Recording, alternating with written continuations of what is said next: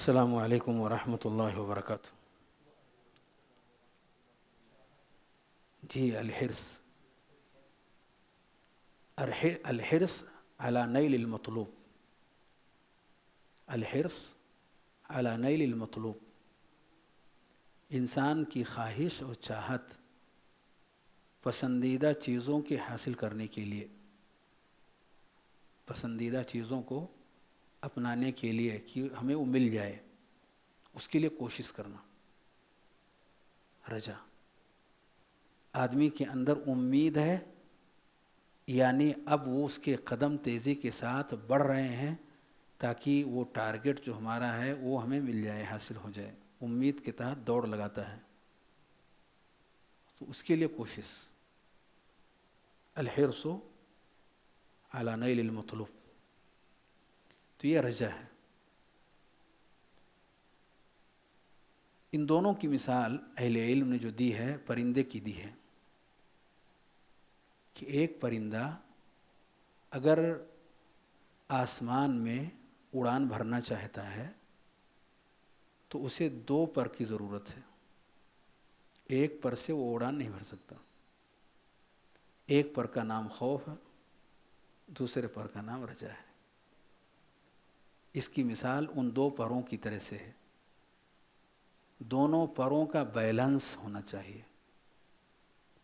Balance اگر بگڑا تو ضلالت کے راستے پہ چلا جاتا ہے۔ خوف کا بیلنس اگر بگڑتا ہے تو وعیدیہ کی فہرست میں چلا جاتا ہے، خوارج اور معتزلہ کی فہرست میں۔ ان لوگوں نے کیا کیا کہ گناہ کے کام سرزد ہوئے تو کہا یہ کافر ہو گئے اور ہمیشہ ہمیشہ کے جہنم میں چلے گئے۔ تو بیلنس نہیں بگڑنا چاہیے، ایسے رجا کا بھی ہے۔ تو بیلنس جیسے کہ پرندہ اپنا برقرار رکھ کر کے اپنے اڑان کو استقلالی کیفیت میں باقی رکھتا ہے، ایسے ہی اگر اپنے چلنے کی رفتار کو ہم برقرار رکھنا چاہتے ہیں تو ان دونوں کے بیلنس کو آپ رکھتے ہوئے اور دوڑ لگاتے رہیں، خوف اور رجا کے، جیسے کہ وہ اپنی منزل تک پہنچتا ہے ہم بھی اپنی منزل تک پہنچنے میں بإذن اللہ کامیاب ہوں گے۔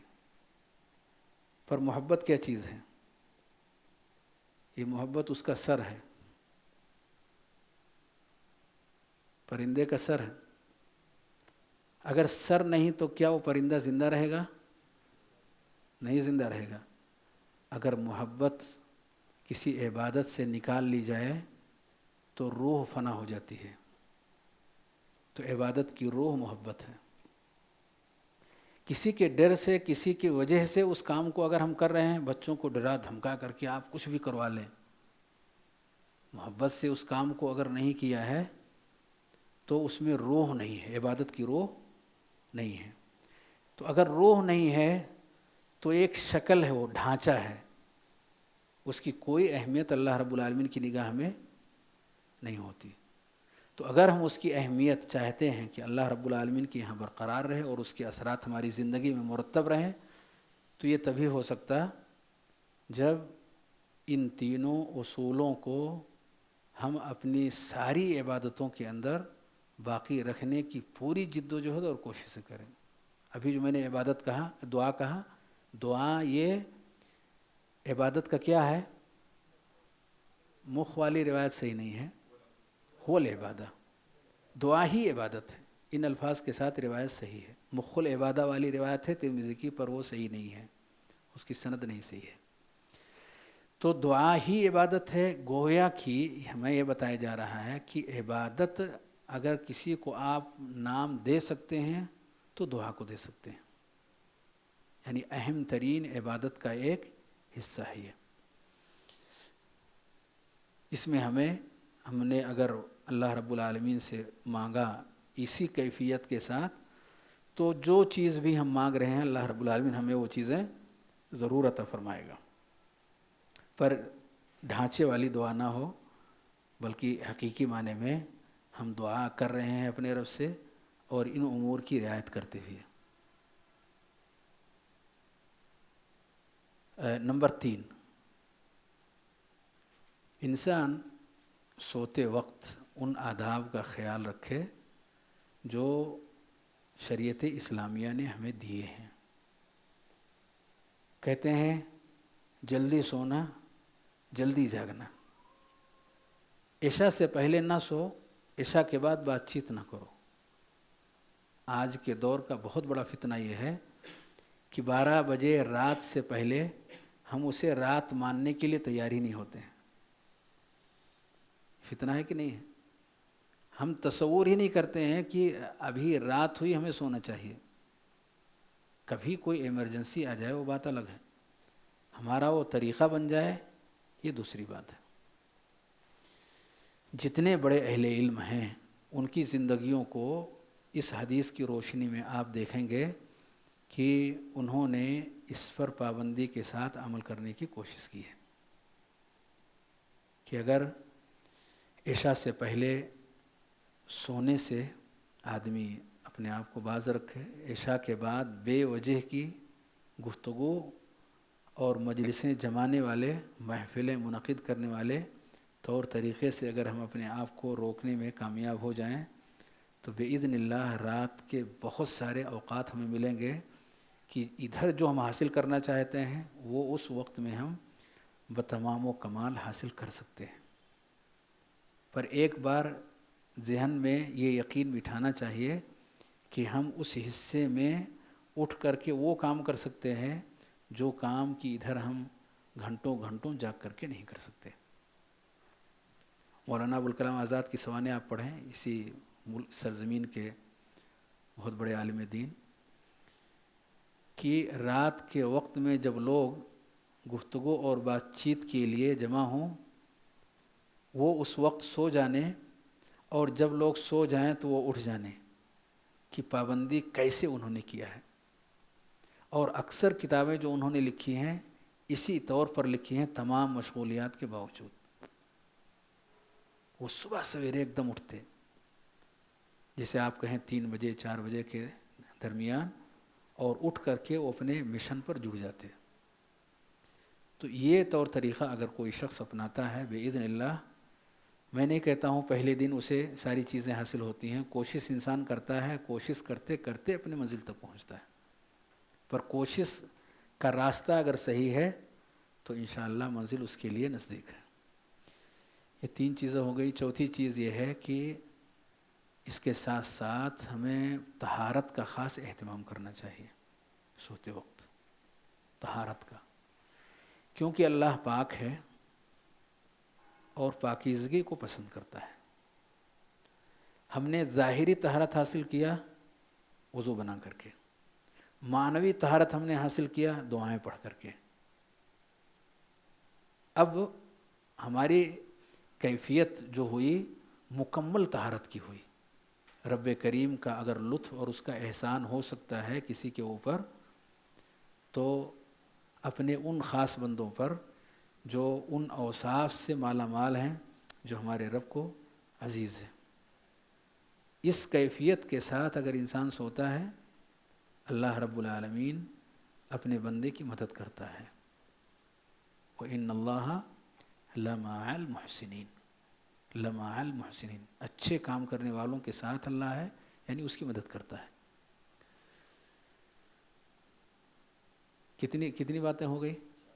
4 باتیں۔ ان 4 باتوں کا اگر ہم خیال کرتے ہیں تو انشاءاللہ ہم جو ارادہ کرنا چاہتے ہیں کہ رات کے وقت میں بھی ہم بیدار ہو سکیں، یا کم از کم اتنا ضرور ہو کہ فجر کے بعد یا فجر سے کچھ پہلے سے ہمارا بدن ان تمام چیزوں کے لیے پورے طور پر تیار ہو جو ہم اس بدن کے ذریعے سے کام لینا چاہتے ہیں۔ بإذن اللہ یہ ساری چیزیں اللہ کے فضل و کرم سے آسانی کے ساتھ دستیاب ہوں۔ کبھی بھی اسے محسوس نہیں ہوگا کہ سستی اور کاہلی اس کا پیچھا کر رہی ہے۔ مجھے یاد ہے اچھی طرح سے کہ جامعہ اسلامیہ کے مائے ناز استاد دکتور عبدالرزاق البدر حفظہ اللہ، عمومی طور پر میں نے ملاحظہ کیا کہ وہ عام طور پر ان دروس کا زیادہ اہتمام کرتے ہیں جو فجر کی نماز کے فوراً بعد ہوتے ہیں، چاہے وہ قریب کی مسجد میں ہو یا دور کی مسجد میں ہو۔ میں نے اس چیز کا خاص ملاحظہ کیا ان کی زندگی میں، اور کئی ایک دروس میں شرکت کی کوشش کیا، تو ہر ایک کے اندر یہ صفت میں نے خاص طور سے ان کے اندر پائی کہ فجر کے بعد اس درس کا اہتمام کم از کم 1 گھنٹہ کے لیے بڑی پابندی کے ساتھ۔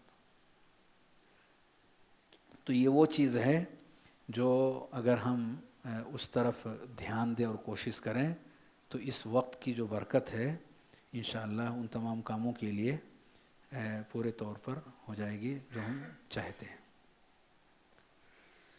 آگے بڑھیں شیخ۔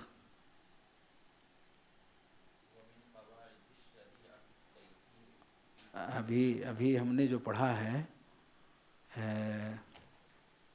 الدین مبنی علی المصالح فی جلبها والدرء للقبائح، اس کو ہم نے پڑھا ہے۔ اس کے آگے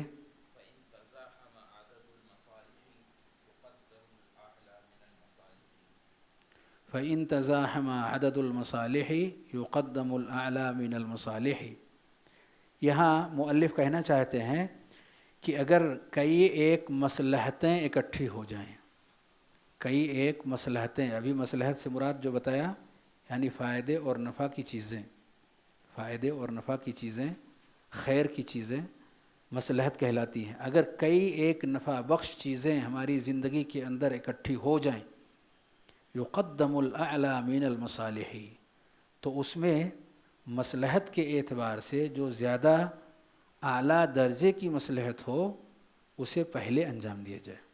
یقدم الاہم علی المہم، یقدم الاہم علی المہم، یہ اصول ہے۔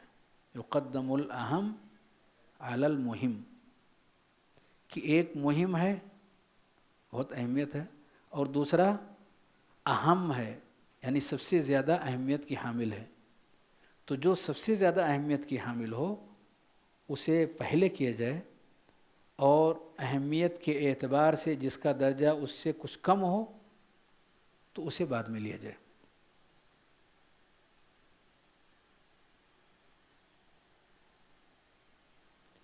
اب بطور مثال کے پیارے نبی صلی اللہ علیہ وآلہ وسلم نے ذرا دیکھیں، حضرت معاذ بن جبل رضی اللہ تعالیٰ عنہ کو بھیجتے ہیں کہاں؟ یمن کی طرف۔ کیا کہتے ہیں؟ إِنَّكَ تَأْتِي قَوْمًا أَهْلَ كِتَابٍ فَلْيَكُنْ أَوَّلَ مَا تَدْعُوهُمْ إِلَيْهِ شَهَادَةُ أَن لَا إِلَهَ إِلَّا اللَّهُ۔ حالانکہ وہ لوگ نماز، روزے، دیگر اور خیر کے کام کے بھی محتاج ہیں، یہ ساری چیزوں کی انہیں ضرورت ہے، پر سب سے بنیادی چیز کی جو انہیں ضرورت ہے اور ان سب میں سب سے زیادہ اہمیت کی حامل ہے وہ ہے لا الہ الا اللہ محمد الرسول اللہ۔ فَلْيَكُنْ أَوَّلَ مَا تَدْعُوهُمْ إِلَيْهِ شَهَادَةُ أَن لَا إِلَهَ إِلَّا اللَّهُ وَأَنِّي رَسُولُ اللَّهِ۔ تو اس سے اس قاعدے اور ضابطے کی اہمیت کا ہم اندازہ لگا سکتے ہیں۔ ایسے ہی عبادات کے باب میں بھی پیارے نبی صلی اللہ علیہ وسلم نے فرمایا اذا اقیمت الصلاۃ فلا صلاۃ الا المکتوبہ۔ ایک سنت ہے ہم پڑھ رہے ہیں، ایک سنت ہے ہم پڑھ رہے ہیں، اور مؤذن ہے وہ اقامت دینے کے لیے کھڑے ہو گئے۔ اب ایسے میں دو میں سے ایک کام ہم کر سکتے ہیں، یا تو سنت کو مکمل کریں اور فرض کے کئی حصے ہم چھوڑ دیں، اور یا سنت کو چھوڑ کر فرض کو شروع ہی سے اپنا لیں۔ یہ دو راستے ہیں۔ دیکھنا یہ ہے دونوں میں سے زیادہ اہمیت کے حامل کون ہے، فریضہ ہے یا سنت ہے۔ شبہ نہیں کہ اللہ رب العالمین بندوں سے جو پوچھے گا فرائض کے بارے میں پوچھے گا۔ کمی اور کوتاہی اگر ہوتی ہے فرائض میں تو ہماری پکڑ ہوگی، سنن اور نوافل میں کمی اور کوتاہی ہوتی ہے تو ہماری پکڑ نہیں ہوگی۔ تو اہم کون ہوا؟ فرض۔ یہ سنن جو ہم پڑھ رہے ہیں، مسجد میں اگر فوت ہو جائے اور گھر میں آپ پڑھ لیں، کیا وہ چیز ہمیں حاصل ہوگی؟ اعلیٰ درجے میں حاصل ہوگی۔ خیر صلاۃ المرء فی بیتی۔ پر اگر وہ فریضہ آپ گھر میں ادا کرنا چاہیں تو کیا مکمل شکل میں ہمیں حاصل ہوگی؟ نہیں، ایک واجب کا ترک لازم آئے گا۔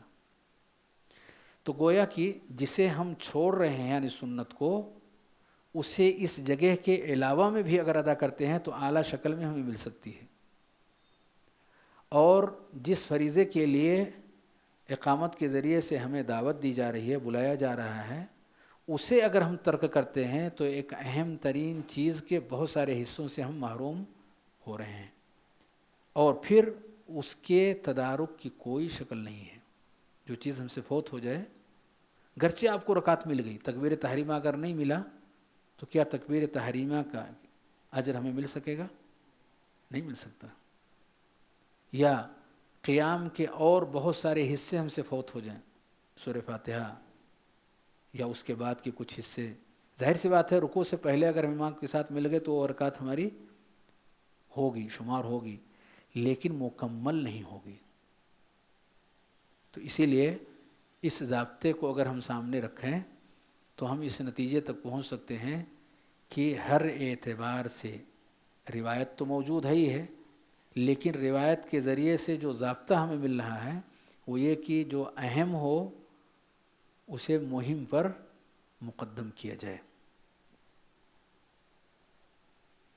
اسی طریقے سے جمعہ کے دن ہم میں سے بہت سارے لوگ کنفیوز ہو جاتے ہیں جب وہ مسجد میں پہنچیں اور مؤذن اذان دینے لگے، سمجھ میں نہیں آتا کھڑے ہو کے انتظار کریں، جواب دیں یا سنتیں پڑھیں۔ ہر شخص اپنے اپنے اجتہاد پر عمل کر لیتا ہے، یا اس وقت غور ہی نہیں کرتا اور جیسے لوگ کر رہے ہیں اسے ہم بھی کر لیتے ہیں۔ اس ضابطے کو اگر سامنے رکھ کر کے آپ فیصلہ لینا چاہیں تو آسانی کے ساتھ فیصلہ لے سکتے ہیں۔ کیا کس چیز کو مقدم کیا جائے؟ ہاں، پہلے کیا کرے؟ نماز پڑھ لے۔ گرچہ اذان ہو رہی ہے تو اس کے اجر سے ہم محروم ہو جائیں گے، جواب دینے والے اجر سے، کہ اجر سے زیادہ ہے۔ وہ ہفتے کا ایک ہے، وہ ہفتے کا ایک ہے خطبہ، اس سے اہمیت کا اندازہ کہ جو شخص اس دن پہلے نمبر پر مسجد میں آئے گا، کس لیے آئے گا؟ اسی کے اہتمام کے لیے۔ جمعہ کے دن کی اور کیا خصوصیت ہے؟ خطبہ ہی ہے جو اور ساری نمازوں سے ممتاز کر رہا ہے۔ جو آئے گا فَكَأَنَّمَا قَرَّبَ بَدَنًا، یہ جو عظمت ہے دراصل اس کی اہمیت کی طرف وہ اشارہ دے رہا ہے۔ تو اگر ایک شخص اس دن یہ چاہتا ہے کہ ہم اہم کو حاصل کر لیں اور مہم کا کچھ حصہ ہمیں مل جائے تو اسے مقدم کرنا چاہیے۔ اسے جو ہفتے میں صرف ایک بار ہمیں ملنے والا ہے اور زیادہ اہمیت کا حامل ہے، اس پر جو ہر روز 5 مرتبہ ہمیں ملتا ہے، کم سے کم 5 مرتبہ۔ 5 مرتبہ تو اذان ہوتی ہے، اور ہفتے میں کتنی مرتبہ؟ 35 مرتبہ۔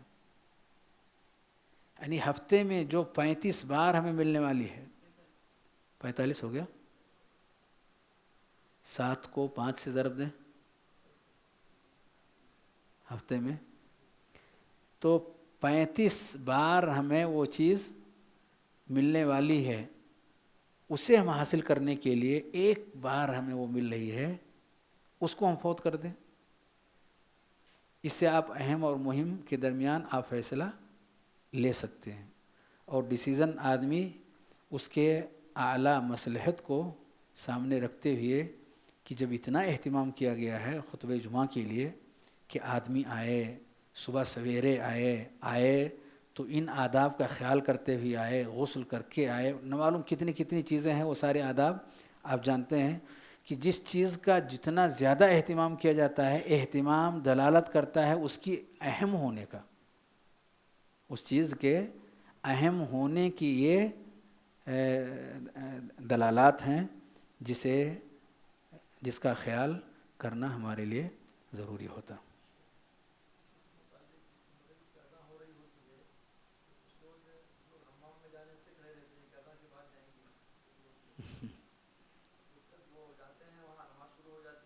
جی جی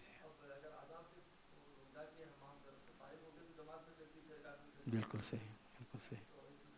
دیکھیے ضابطہ یاد رکھیں، مسائل کو اس میں سمیٹ سکتے ہیں، ہے کہ نہیں؟ ضوابط یاد کرنے سے یہی فائدہ ہے کہ انسان ایک ضابطہ یاد کرتا ہے، بے شمار مسائل اس کے ساتھ جڑے ہوتے ہیں، اور وہ فیصلے کرنے کا ڈیسیزن اپنے اندر اس ضابطے کی وجہ سے پا سکتا ہے. اسی طریقے سے اور بھی بہت ساری مثالیں ہیں جو اہل علم اس مقام پر دیتے ہیں. ہم نے مثال دیا فریضے اور سنت کے درمیان کا، جو ابھی کچھ دیر پہلے. اگر سنت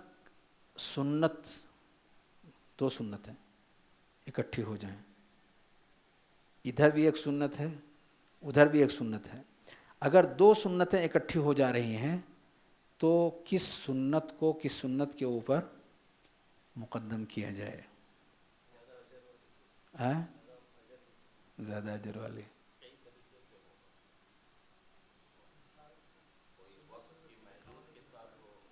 مثال بھی دینے باقی ہے. جی جی جی جی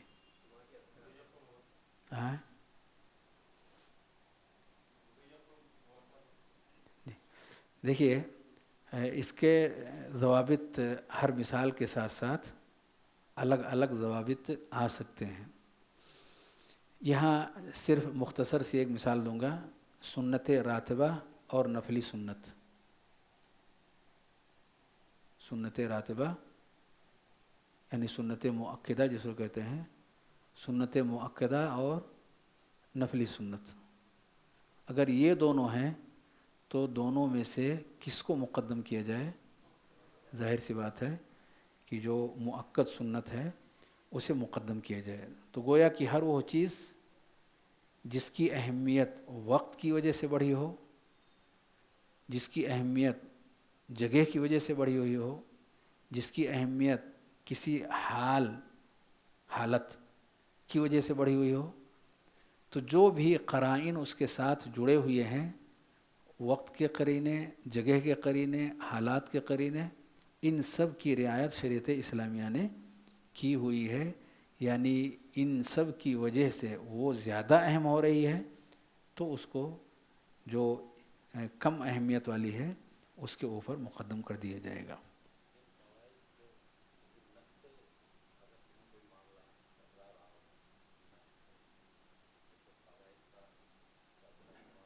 قواعد جو رہتے ہیں وہ عام طور پر نصوص کے دائرے میں رہ کر کے ہی قواعد اور ضوابط رہتے ہیں.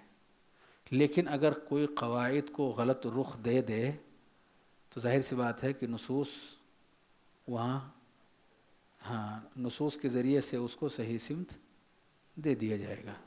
اگر قواعد کو لوگ غلط رخ دینے کے لیے آگے بڑھیں تو نصوص کے ذریعے سے ان کی صحیح گائیڈنگ اور رہنمائی کی جا سکتی ہے، اس میں کوئی حرج کی بات نہیں ہے. جی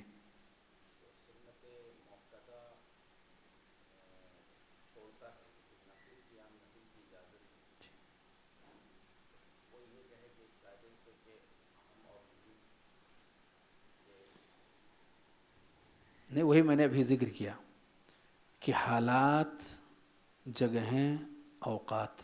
میں نے مختصر میں ان تین اصولوں کو سامنے رکھا کہ حالات، جگہیں اور اوقات، ان تینوں کی رعایت شریعت نے کی ہوئی ہے. کہ بعض اوقات میں کوئی چیز افضل ہوا کرتی ہے، بعض حالات میں کوئی چیز افضل ہو جایا کرتی ہے، بعض جگہوں میں کوئی چیز افضل ہو جایا کرتی ہے۔ تو ان چیزوں کی رعایت شریعت اسلامیہ نے کی ہوئی ہے، جہاں جیسی رعایت کی گئی ہے اس کے اعتبار سے اہم اور مہم کے سلسلے کو ہم ضبط کرنے کی کوشش کریں گے۔ کبھی کبھار ایسا بھی ہوتا ہے کہ کوئی چیز مفضول ہوتی ہے، لیکن بعض حالات میں وہ فاضل ہو جاتی ہے۔ حالات ہی کوئی چیز مفضول ہوتی ہے، لیکن بعض حالات کے اندر، میں ایک مثال دیتا ہوں، بعض حالات کے اندر وہ چیز افضل ہو جاتی ہے۔ جیسے سلام پھیرنے کے بعد نبی کریم صلی اللہ علیہ وسلم قرآن کی تلاوت کرتے تھے، صحیح ہے؟ کیا کرتے تھے؟ ذکر و اذکار، دعائیں، یہ چیزیں نبی کریم صلی اللہ علیہ وسلم کے معمول تھیں۔ کیا قرأت قرآن سے یہ افضل ہے؟ نہیں، افضل نہیں ہے، پر اس وقت میں یہی افضل ہے، اس وقت میں یہی افضل ہے۔ قرأت قرآن افضل ہے عام حالات میں، پر یہ جو مخصوص وقت ہے، اس مخصوص وقت میں افضلیت ان اذکار کو ہے۔ ہر چیز کی جو جگہ متعین کی گئی ہے وہ اپنی جگہ میں اہم ہے، وہ اپنی جگہ میں دوسروں پر اہم ہے۔ تو یہ ایک مثال ہے، ورنہ اس کی مثالیں اور بھی ہیں۔ اسی طریقے سے وہ کام جس کا نفع قاصر ہو، اس پر ان کاموں کو مقدم کیا جائے جس کا نفع متعدی ہو۔ وہ کام قاصر کا مطلب اس کی ذات کی حد تک اس کا فائدہ ہو، شخصی۔ وہ کام جس کا نفع محدود ہو، ایک شخص کی زندگی میں، قاصر میں نے کہا محدود ہو، اس کی اپنی زندگی اس ایک شخص کے دائرے تک، اس پر کس کو مقدم کیا جائے گا؟ جس کا نفع متعدی ہو، زیادہ ہو، دوسرے لوگوں تک، اس کے اپنے نفس کے ساتھ ساتھ اوروں تک بھی اس کا نفع پہنچ سکتا ہو۔ جیسے ایک شخص کثرت سے نوافل ادا کرنا چاہتا ہے، پر وہاں ضرورت ہے کہ لوگوں کو وہ قرآن اور سنت کی تعلیم دے۔ جہالت بہت عام ہے، قرآن اور سنت کی تعلیم دے، لوگوں کو رب سے متعارف کروائے، دین کی پہچان لوگوں کو حاصل ہو سکے، اپنے رب کو، اپنے نبی کو، اپنے دین کو وہ پہچان سکیں۔ انہیں رب سے قریب کرنے کے لیے کچھ اہم ترین اصول سکھائے۔ تو عبادت کرتا ہے، اس میں بھی خیر ہے، اس میں بھی نفع ہے، اور تعلیم دے رہا ہے، اس کے اندر بھی نفع ہے۔ دونوں نفع ایک وقت میں بیک وقت نہیں حاصل کی جا سکتی، ایک حاصل کرے گا تو دوسرا فوت ہو جائے گا۔ تو کس کو کس کے اوپر مقدم کیا جائے؟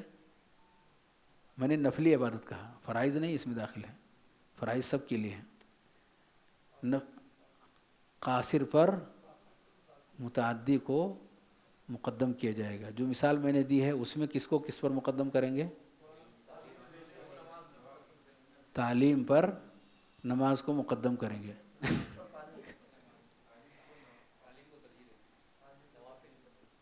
نوافل پر تعلیم کو مقدم کریں گے، کیونکہ اس کا فائدہ زیادہ لوگوں تک پہنچ سکتا ہے بنسبت ایک شخص کے۔ جب یہ بات کہی جاتی ہے کہ بھائی اس میں آپ کا ذاتی فائدہ ہے اور یہ چیز اگر نہ اپنائی جائے تو پوری قوم مستفید ہوگی، عمومی منفعت اس کے ذریعے سے حاصل ہونے والی ہے، جمعیت کا فائدہ مثال کے طور پر جمعیت کا ہے، جمعیت بڑی ہے نا، شخصی اور جمعیت، اگر ایسی کوئی ٹکراؤ کی شکل آئے کیا کرنا چاہیے؟ جمعیت کے نفع کو شخصی مصلحت اور منفعت پر مقدم کرنا چاہیے۔ یہ مثالوں میں سے ایک مثال اس کو بنایا جا سکتا ہے۔ ایسے ہی عمومی طور پر انسان دیکھے کہ کس کام کا نفع زیادہ ہے، اسی لیے شریعت اسلامیہ چاہتی ہے کہ لوگ مریضوں کی عیادت کریں۔ مریض کی عیادت کیوں؟ جائے گا تو اس کو اجر ملے گا کہ نہیں؟ جانے والے کو اکیلے اجر نہیں ملے گا، جس کے پاس جائے گا اس کا حوصلہ بلند ہوگا، اس کو خوشی ہوگی، اور اکیلے اس کو نہیں، اس کے بہت ڈھیر سارے متعلقین ہیں، ہر ایک کو خوشی ہوگی، اور آپس کے گہرے مراسم اور تعلقات بڑھیں گے۔ فائدہ کم ہے یا زیادہ؟ نفع زیادہ ہے۔ عیادت کا حکم دیا شریعت نے، اتباع جنازہ کا حکم دیا، کیوں؟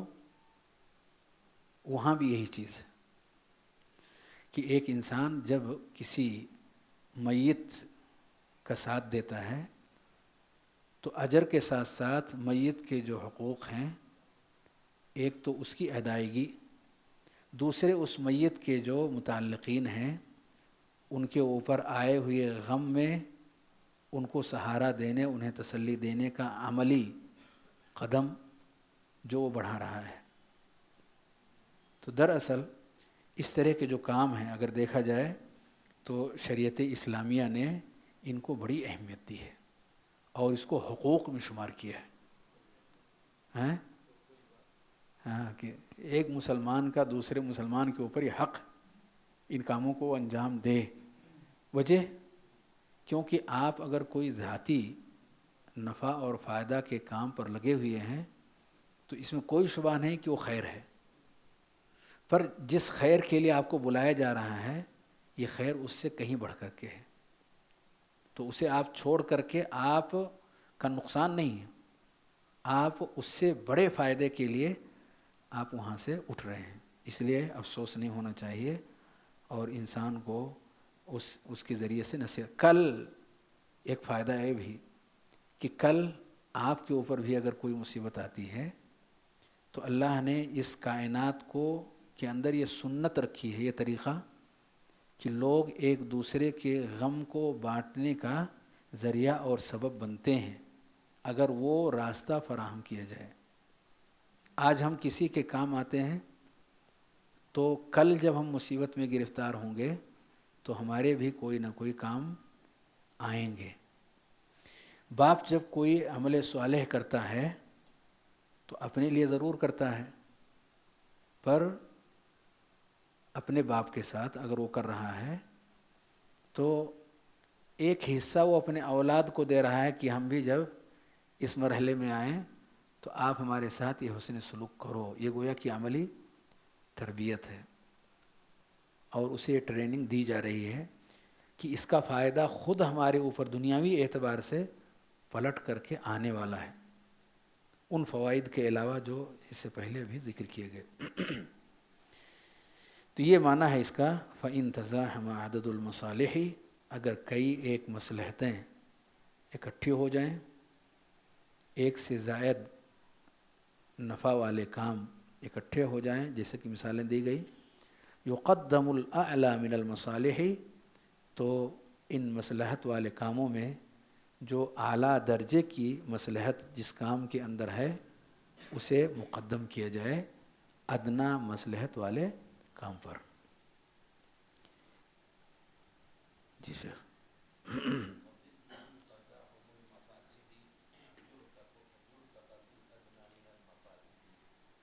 کہتے ہیں وَضِدُّهُ تَزَاحُمُ الْمَفَاسِدِ، وَضِدُّهُ تَزَاحُمُ الْمَفَاسِدِ، اس کے اپوزٹ میں مفاسد یعنی نقصان دہ چیزوں کا ایک ساتھ آ جانا، اکٹھا ان کا ہو جانا ہے۔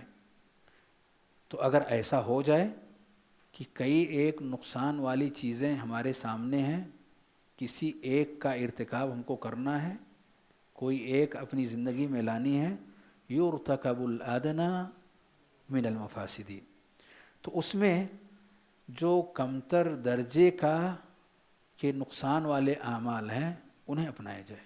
شریعت کا دیکھیے حسن دیکھیے، نفع کی بات آئے تو زیادہ نفع والی جو چیزیں ہیں انہیں عام کیا جائے، اور نقصان والی چیزیں جب آئیں کہ اکٹھی ہو گئیں تو کم سے کمتر والا جو نقصان ہے اس کو اپنایا جائے، بالکل اپوزٹ، ایک دوسرے کے اپوزٹ، اس لیے تاکہ خیر عام ہو، شر کا بول بالا نہ ہو سکے، نہ شخصیات میں اور نہ ہی سماج کے اندر۔ دیکھیے مفاسد اگر آپ دیکھنا چاہتے ہیں تو شریعت اسلامیہ میں مفاسد دو طرح کے ہوتے ہیں، ایک وہ جنہیں حرام کہا گیا وہ بھی مفاسد ہیں، اور دوسرے وہ جنہیں مکروہ کہا گیا، یعنی اگر بچیں تو بہتر ہے، اگر اس سے بچتے ہیں تو بہتر ہے، جیسے ایک شخص کھڑے ہو کر کے پانی پی رہا ہے، اگر بچے تو بہتر ہے، اگر ایسی ضرورت پیش آ جاتی ہے کھڑے ہو کر کے پی لیتا ہے کوئی حرج نہیں ہے، لیکن بچنا بہتر ہے۔ تو اگر کچھ مکروہات ہیں شریعت اسلامیہ کی روشنی میں، تو مفاسد کو ان دونوں نظریوں کے ساتھ میں ہمیں نگاہوں میں رکھنا ہوگا، محرمات اور مکروہات، یہ دونوں ہی مفاسد کی کیٹیگری میں آتی ہیں، اور مصالح کی کیٹیگری میں واجبات اور مستحبات، واجبات اور مستحبات، یعنی اگر آپ دیکھیں کہ بھئی مصالح کیا ہیں تو ایک طرف سے ان چیزوں پر نگاہ ڈالیں جنہیں اللہ نے فرض کیا ہوا ہے یا جن کاموں کی طرف ہمیں ابھارا ہے کہ ان کاموں کو اپنایا جائے گرچہ ہمارے اوپر فرض نہیں ہے۔ تو یہ دونوں چیزیں ہیں مفاسد اور مصالح۔ اگر مؤلف نے جو کہا کہ اگر یہ مفاسد اکٹھے ہو جاتے ہیں اور انسان دونوں میں سے کسی ایک کو اختیار کرنے پر مجبور ہوتا ہے تو ایسے میں جو بڑی نقصان والا عمل ہے اس سے اپنے آپ کو بچائے، اور چھوٹے نقصان کے اندر اپنے آپ کو داخل کر لے۔ احون البلیتین، اس کو کیا کہتے ہیں؟ احون البلیتین۔ تو احون البلیتین یعنی دو مصیبتوں میں جو ہلکی مصیبت ہے، بڑی مصیبت کو دفع کرنے کے لیے ہلکی جو مصیبت ہے اسے اپنا لینے کی اجازت۔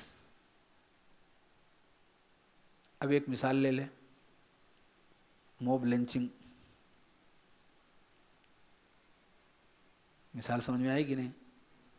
ایسے میں موب لنچنگ کے دوران بہت ساری ایسی چیزیں اس کے زبان پر لانے کا اصرار ان گروپوں کی طرف سے ہوتا ہے، کفریہ اور شرکیہ کلمات، کہ یہ کہو یہ کہو یہ کہو یہ کہو، ورنہ ایسا کریں گے ایسا کریں گے ایسا کریں گے۔ تو اب اس کے سامنے دو راستہ ہے، یا تو مار پیٹ جو ان کی طرف سے ہو رہی ہے اس کو برداشت کرے، ممکن ہے کہ وہ جان لے بیٹھیں، اور یا اس سے بچنے کے لیے جن چیزوں کو، جو گناہ ہیں اور بڑے گناہ ہیں، جن چیزوں کو اپنانے کا اسے کہا جا رہا ہے اسے اپنا لے۔ تو دو نقصان کی چیزیں اس کے سامنے ہیں، نمبر ایک کفریہ کلمات کا زبان پر لانا، نمبر دو جان کا خطرہ، جان کا خطرہ۔ یہ نقصان دو ہے کہ نہیں ہے؟ یہ بھی نقصان یہ بھی نقصان۔ اب دونوں میں سے کون سا وہ اپنائے؟ اجازت دیا شریعت اسلامیہ نے کہ جان بھاری ہے، جان اصل ہے، وہ بنیادی ہے، اسے بچانے کے لیے تم کفریہ کلمات اپنی زبان پر لے آؤ۔ اللہ رب العالمین نے اس کا تذکرہ الا من اکرہ وقلبہ مطمئن بالایمان، اس شرط کے ساتھ میں اجازت دیا کہ دل کفریہ اور شرکیہ کلمات سے یا اس کے اعمال سے متاثر نہ ہو، دل پر کسی کا جبر اور کنٹرول نہیں چل سکتا، جو کچھ بھی ہے زبان پر اور جسم پر ہے۔ جسم کو آپ جھکا بھی سکتے ہیں، غیر اللہ کا سجدہ بھی کروا سکتے ہیں، زبان سے کفر یا کلمات بھی کہلوا سکتے ہیں۔ جسم پر دوسروں کا کنٹرول چل سکتا ہے، پر دل پر کسی کا کوئی اختیار نہیں چل سکتا۔ تو جس پر اختیار لوگوں کا نہیں ہے اس پر اپنے آپ کو توحید پر قائم رکھو، نیکی اور تقوی پر قائم رکھو۔ اور جس پر دوسرے لوگوں کا اختیار چل رہا ہے اور اس کی وجہ سے آپ نقصان میں اپنے آپ کو پا رہے ہیں، تو ان کے اختیار پر عمل کرتے ہوئے آپ گناہ کے وہ کام اپنا لیں، کر لیں، کوئی حرج نہیں ہے۔ اس کی اجازت شریعت اسلامیہ نے ہمیں دے دی ہے۔ اسی طریقے سے قرآنی مثال بہت مشہور ہے کہ انسان کے زندگی کے بقا کے لیے کھانے اور پینے کی چیزیں کہیں میسر اگر نہیں ہیں سوائے میتہ کے، مردار کی، جو کہ حرام ہے، اس کے حرام ہونے میں کوئی شبہ نہیں ہے، اس کے علاوہ کوئی اور چیز نہیں ہے، کیا کرے گا وہ؟ قرآن نے اجازت دیا آپ اسے کھا لیں، کیونکہ زندگی کی حفاظت اس سے کہیں زیادہ اہم ہے۔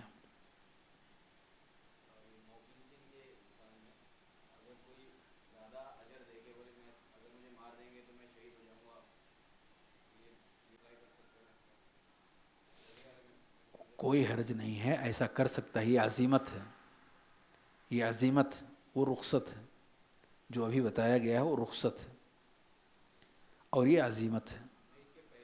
لیکن کہیں ایسا اندیشہ نہ ہو کہ عزیمت اختیار کرنے کے راستے میں اس کے ایمان میں اگر قوت نہیں ہے، کمزوری ہے، تو دل بھی کیا ہو جائے؟ دل برداشتہ ہو جائے، دل سے بھی، دل کے اندر کراہیت آ جائے اسلام یا اسلامی تعلیمات یا کسی اور چیز سے۔ اسی بنیاد پر تو ہم کو مار رہے ہیں نا، یہی وجہ ہے نا، یہی کمی ہماری ہے نا، کیونکہ شیطان تو مرنے سے پہلے پہلے تک اسے فتنے میں ڈالنے کی پوری کوششیں کرتا ہے۔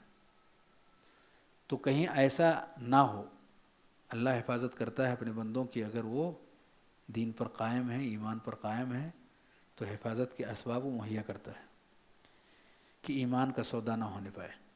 لیکن اگر وہ شخص اس عزیمت کے راستے پر اگر اپنے آپ کو لگاتا ہے کہ جو کرنا ہے کرو، اگر ایمان قوی ہے تو الحمدللہ وہ اعلیٰ ترین منازل اور اونچے ترین اس پر ہے، قائم ہے۔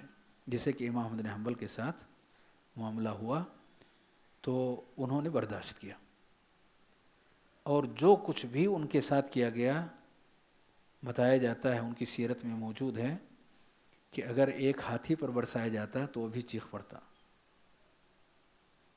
یعنی قوت برداشت اس کا بھی جواب دے دیتی، پر امام احمد بن حنبل نے صبر سے کام لیا، بے ہوش ہو جاتے۔ اب اس کے بعد کیا ہو رہا ہے، بے ہوش انسان کو کیا پتہ، لیکن وہ سہتے رہے۔ وہیں پر بہت سارے ائمہ ایسے بھی ان کے زمانے میں تھے اور بڑے نامی گرامی ائمہ کہ جو فتنے کی تاب نہ لا سکے، اور انہوں نے رخصت والا راستہ اپنا لیا۔ تو یہ دونوں راستے ائمہ کی زندگی میں موجود ہیں، یہ راستہ بھی، یہ راستہ بھی، دونوں راستے انسان اپنا سکتا ہے۔ حضرت ابوبکر رضی اللہ تعالیٰ عنہ اپنے گھر کے سارے اثاثے کو رب کی رضا کے لیے قربان کر دیتے ہیں، پر وہیں پر حضرت عمر رضی اللہ تعالیٰ عنہ آدھے گھر کا سامان لے کر کے آتے ہیں۔ فرق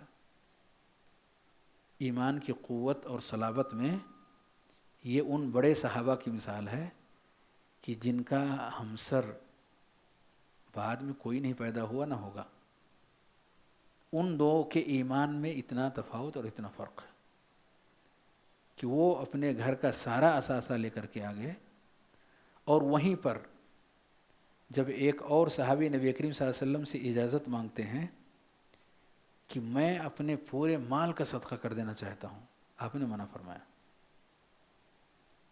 آدھے مال کا منع فرمایا، کہا 1/3، کہا ہاں ٹھیک ہے 1/3 کر سکتے ہو، وہ ثلث کثیر، لیکن 1/3 بھی زیادہ ہے، یعنی آدھے کی بھی اجازت انہیں نبی کریم صلی اللہ علیہ وسلم نے نہیں دی، کہا 1/3 آپ صدقہ کر سکتے ہو۔ کیا جائز ہی نہیں 1/3 کے اوپر؟ اگر نہیں جائز تھا تو حضرت ابوبکر نے کیوں کیا، حضرت عمر نے کیوں کیا؟ یہاں جائز کی بات نہیں ہے، یہاں فتنے کی بات ہے کہ اس چیز کو کر دینے کے بعد ہمارے دل کی کیا کیفیت بننے والی ہے، کہیں ہم پچھتاوے والے راستے پر واپس تو نہیں آ جائیں گے اور سارا کیا کرایا کیا دھرا وہ مٹی ہو جائے گا؟ اس لیے کہ اگر فرحت اور سرور انسان کا باقی نہ رہے تو اس کا عمل خیر متاثر ہوگا۔ تو یہ دراصل کیفیات ہیں جو انسان کے ایمان سے ان کا تعلق ہے، اگر ان کی رعایت کی جائے گی تو صحیح راستے پر وہ قائم رہ سکے گا۔ یہ 2 مثالیں ہیں، کس چیز کی دی گئی؟ اہون البلیتین کی مثال دی گئی۔ اسی طریقے سے آپ مثالیں لے سکتے ہیں کہ ہر وہ چیز، ہر 2 چیزیں اگر ان میں سے ایک حرام اور دوسرا مکروہ ہو، اگر اکٹھی ہو جائیں مکروہ کو لے لیں گے، حرام کو ترک کر کے مکروہ کو اختیار کر لیں گے۔ یعنی گویا کہ ایک ضابطہ ہے کہ انسان کے سامنے اگر 2 میں سے کسی ایک کو اپنایا جانا ضروری ہو تو اس کو اپنائے گا جس کا نقصان کم ہے، یعنی مکروہ کو لے کر حرام کو ترک کر دے گا۔ حرام میں بھی درجے ہیں کہ نہیں، ایک کبیرہ ہے، ایک اکبر الکبائر ہے۔ اسی طریقے سے آپ چیزوں کے درجے، اس سے معلوم پڑتا ہے کہ اعمال کے درجات کو سمجھنا یہ عبادت کو پختہ کرنے کے اہم ترین ذرائع میں سے ہے۔ ہر چیز کے درجے کو ہم سمجھیں۔ نبی صلی اللہ علیہ وسلم نے کہا اعلیٰ قول لا الہ الا اللہ، درجہ بتایا کہ درجہ بندی جو شریعت نے کی ہوئی ہے، اس درجہ بندی کے علم کا علم انسان کو حاصل ہو تو اس کے موافق جب اس کا عمل ہوگا تو یقیناً اس کے عمل میں مزید پختگی پیدا ہوگی۔ تو اعمال کی درجہ بندی اور اس سے متعلق جو علوم ہیں، اس کا حاصل کرنا دراصل اس کے اعمال کی پختگی کا اہم ترین ذریعہ اور سبب ہے۔ ایک اور مثال یا ایک اور اس ضابطے کے اندر کا چھوٹا سا ضابطہ کہ اگر انسان کے پاس ایک حرام مال ہے، خالص حرام کو آپ سمجھ سکتے ہیں، چوری کر کے لائے مثال کے طور پر، ایک حرام مال ہے، اور دوسرا مال اس کے پاس مشتبہ ہے۔ مشتبہ یعنی شبہ ہے، حرام کا ہے یا حلال کا، شبہ ہے، تو دونوں میں سے کسے اپنائیں؟ مشتبہ کو۔ یعنی ایک کے بارے میں کوئی شبہ نہیں، کلیئر ہے ایک دم کہ یہ حرام میں سے، اور دوسرے کے بارے میں پختہ معلومات اور جانکاری نہیں ہے، شبہات، حرام بھی ہو سکتا اور حلال بھی ہو سکتا، پر دونوں میں سے کسی ایک کے بارے میں اس کے پاس کوئی پختہ معلومات نہیں، شبہات ہیں، تو ایسے میں اس شخص کو کیا کرنا چاہیے؟ مشتبہ کو حرام پر مقدم کرنا چاہیے، کیونکہ اس کا نقصان، جس کے نقصان کے بارے میں بالکل یقینی ہے، اس سے کمتر درجے کا یہ نقصان ہے۔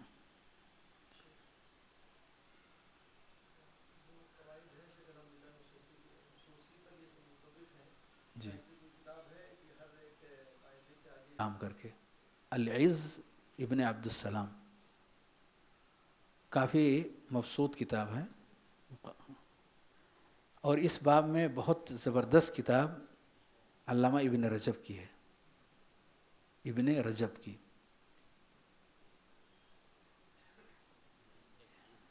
ابن ابی العز العز ابن عبد السلام، ابن ابی العز نہیں، العز ابن ابی العز یہ دوسرے حنفی ہیں، ہاں وہ شارح تحویہ نہیں، العز ابن عبد السلام، العز ابن عبد السلام، العز،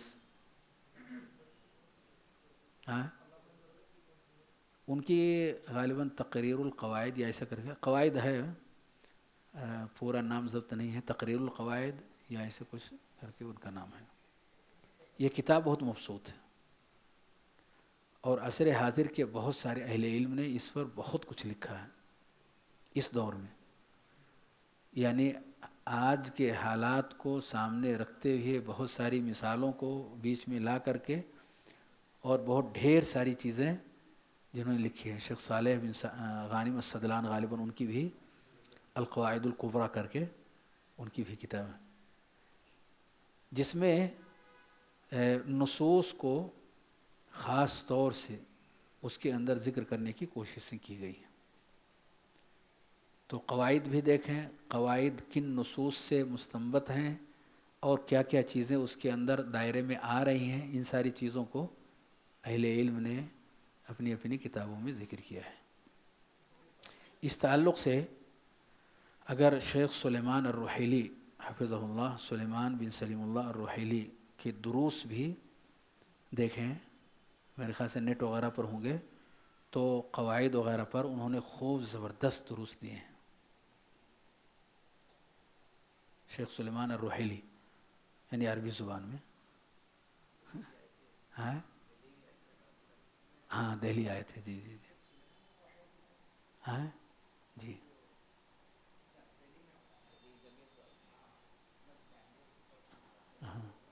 شیخ سلیمان الرحیلی دہلی کے پروگرام میں جمعیت کی طرف سے جو منعقد ہوئی اس کے اندر تشریف لائے تھے.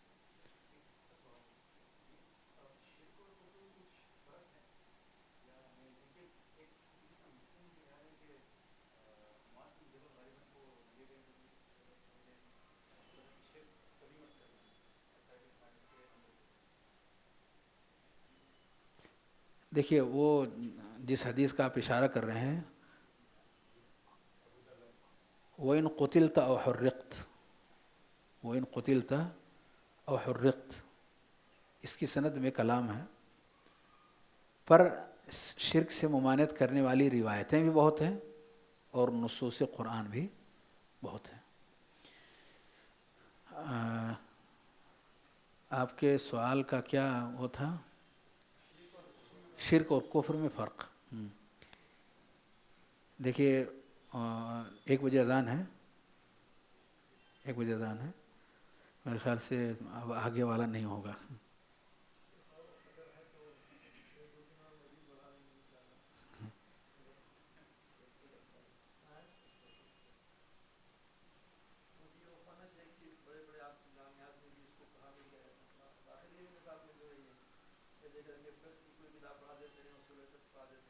جی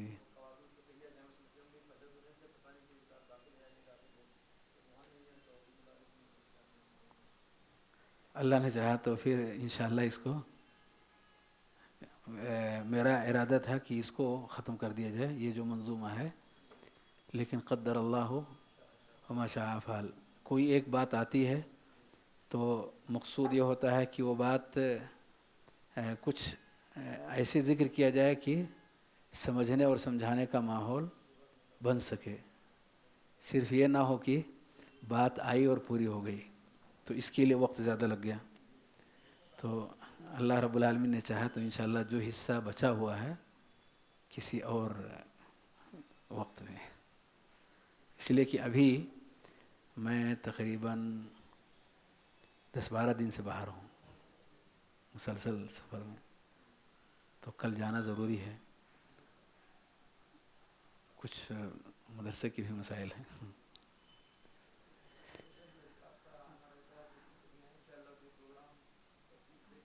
انشاءاللہ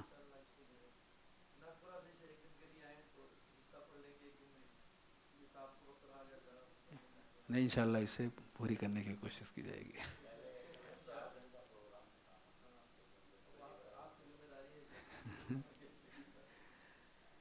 انشاءاللہ دیکھیے ایک سوال آیا ہوا ہے، اس سے پہلے کہ وقت ختم ہو جائے میں اس کا تذکرہ کر دوں.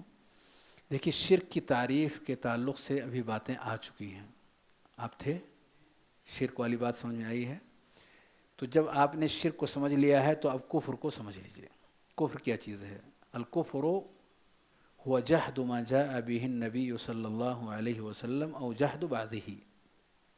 کفر کسے کہتے ہیں؟ پیارے نبی صلی اللہ علیہ وسلم جو کچھ لے کر کے دنیا میں تشریف لائے اس کا انکار کرنا، پوری شریعت کا انکار کر دینا. او جحد بعضہ، پوری نہ صحیح کسی بھی چیز کا انکار کر دینا. انکار، جہد، انکار کرنا.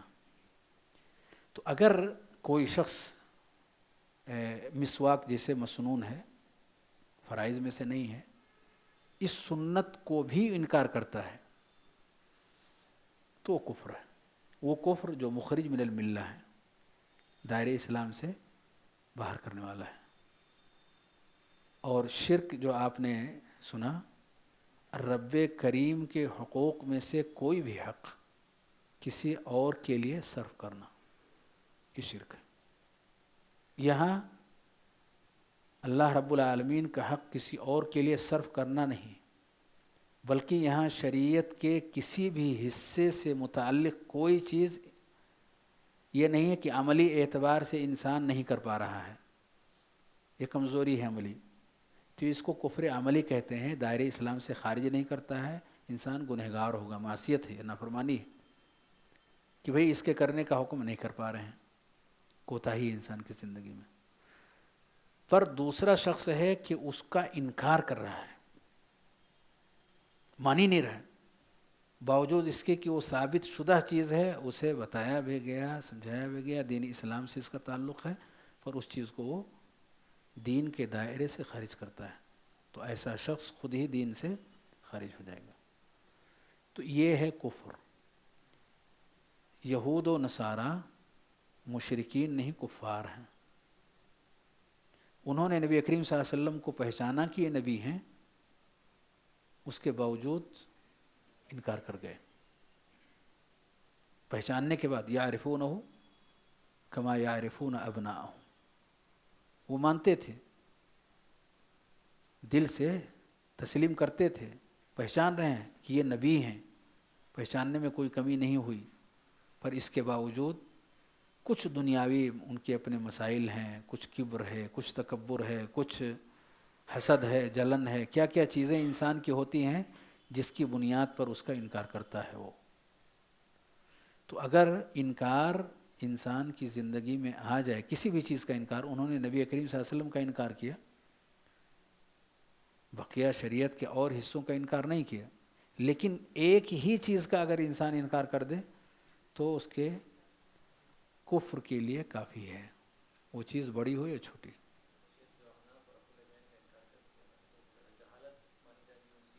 یہ کفر عملی ہے. اگر انسان کو پتہ چل جائے کہ یہ سنت ہے، کفر عملی ہوگا. پر اگر وہ انسان جانتا ہی نہیں کہ یہ سنت ہے، جانتا ہی نہیں کہ یہ سنت ہے، ثابت ہی نہیں ہو سکا اس کے نزدیک کوئی ایسی روایت، کوئی ایسی حدیث جو صاف ستھری ہو، صحیح سند کے ساتھ مروی ہو، اس تک پہنچ ہی نہیں سکی، تو ایسے شخص کو یہ نہیں کہیں گے کہ اس نے انکار کیا، بلکہ ہم یہ کہیں گے کہ اس کے نزدیک یہ چیز ثابت ہی نہیں ہے، تو سنت چھوڑنے والوں کی فہرست میں وہ نہیں آئے گا. تو اس لیے دونوں کے درمیان فرق کرنا ضروری ہے. جی کفر انسان کر رہا ہے تو اس کو مشرک نہیں کہا جائے گا، لیکن شرک کرنے والے کو کافر کہا جا سکتا ہے، کیونکہ شرک کر رہا ہے تو وہ ساتھ ہی ساتھ رب کریم کے اس حق کا انکار کر رہا ہے. تو اس بنیاد پر ہر مشرک کافر ہے، پر ہر کافر مشرک نہیں ہے.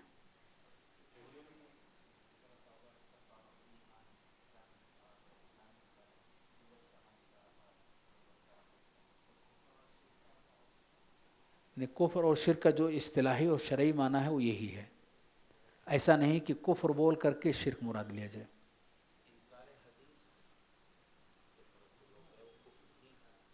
جی جی شرک نہیں ہے.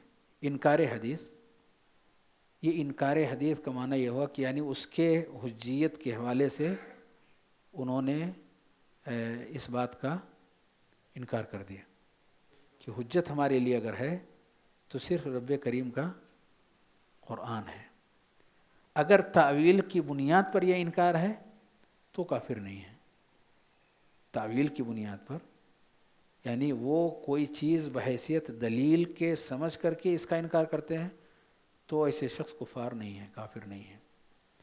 اور اگر عناد کی وجہ سے انکار کر رہے ہیں، شک کی وجہ سے انکار کر رہے ہیں، اعراض کی وجہ سے انکار کر رہے ہیں تو وہ شخص دائرہ اسلام سے خارج ہوگا. انکار کی وجہ کیا ہے؟ انکار کی وجہ یہ ہے کہ وہ اس کو ثابت ہی نہیں مانتا. اس کے پاس کچھ چیزیں اور بھی ہیں جن کی بنیاد پر وہ سمجھتا ہے کہ یہ جو لوگ سمجھ رہے ہیں غلط، صحیح ہے، اس کو تعویل کہا جاتا ہے. تو ایسا شخص دائرہ اسلام سے خارج نہیں ہوگا.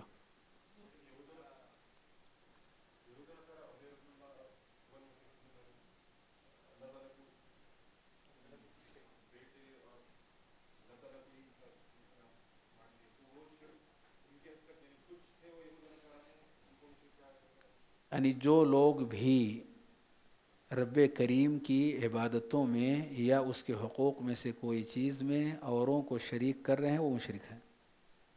عمومی طور پر یہود و نصارہ کے حوالے سے جو چیز ملتی ہے وہ کفر کی ملتی ہے، شرک کی نہیں ملتی. اسی لیے اہل کتاب کے ذبائح کے بارے میں اللہ رب العالمین نے اجازت دیا کہ اسے ہم کھا سکتے ہیں. اگر اہل کتاب جانور کو ذبح کرتے ہیں تو اسے مسلمان کھا سکتا ہے. اللہ رب العالمین نے اجازت دیا کیونکہ وہ شرک نہیں کرتا، رب کریم کے حقوق میں کسی اور کو شریک اور ساجی نہیں بناتا. جو کمی ہے وہ کفر ہے، انکار ہے، بعض شریعت کے بعض حصوں کا انکار ہے، نہ کہ اللہ کے حقوق میں کسی اور کو شریک کرنے والا معاملہ اس کی زندگی میں ہے. انجام الگ ہے دنیاوی اعتبار سے، اخروی اعتبار سے انجام ایک ہے.